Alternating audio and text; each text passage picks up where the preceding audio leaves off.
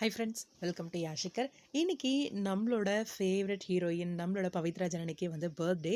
நம்மளோட வினோத் பாபு வந்து மார்னிங் ஒரு அப்டேட் இன்ஸ்டாக்கு வரல அப்படின்னு சொல்லியிருந்தாலும் இந்த பர்த்டே விஷஸ்லாம் வந்துட்டு தான் இருக்குது. நீங்கள் ஒரு ஆச்சரியம் ஜி, அது எப்படி எல்லாருக்கும் நல்லவனாக இருக்க முடியுதோ, கஷ்டம் இல்லை அப்படின்னு சொல்லி ஒரு போஸ்ட் ஷேர் பண்ணியிருந்தாரு. ஜாலியாக இருங்க, ஹாப்பி பர்த்டே ஐயா அப்படின்னு சொல்லி பவித்ராவை டேக் பண்ணி ஒரு வாழ்த்து மார்னிங்கே போஸ்ட் பண்ணியிருக்காரு. உண்மையிலேயே அது ரொம்பவே கஷ்டமான ஒரு விஷயந்தான். எல்லாருக்கும் நல்லவங்களா இருக்க முடியுமா அப்படின்னு ஒரு கேள்வி. அதை இருக்க முடியும் அப்படின்னு காமிச்சவங்க நம்மளோட பவித்ரா ஜனனி அப்படிங்கிறதுல எந்தவித சந்தேகமும் கிடையாது.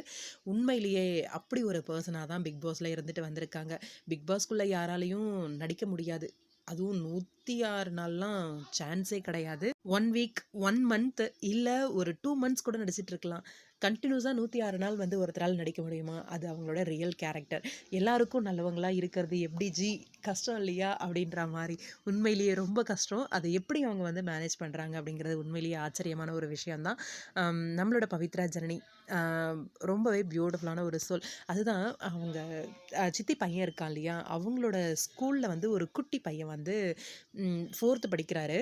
அவர் ஒரு முயலோட பொம்மை கொடுத்துருக்காரு. இந்த பொம்மையை பவித்ரா கிட்ட கொடுத்துரு அப்படின்னு சொல்லி. அந்த வயசில் அந்த குழந்தைங்களுக்கு என்ன தெரியும்? ஆக்சுவலாக அந்த குழந்தை அந்த அளவுக்கு பவித்ராவை பிடிக்கவே பிக் பாஸை பார்த்து கொடுத்து விட்டுருக்காங்க. இதெல்லாம் ரொம்பவே ஆச்சரியமான ஒரு விஷயந்தான்.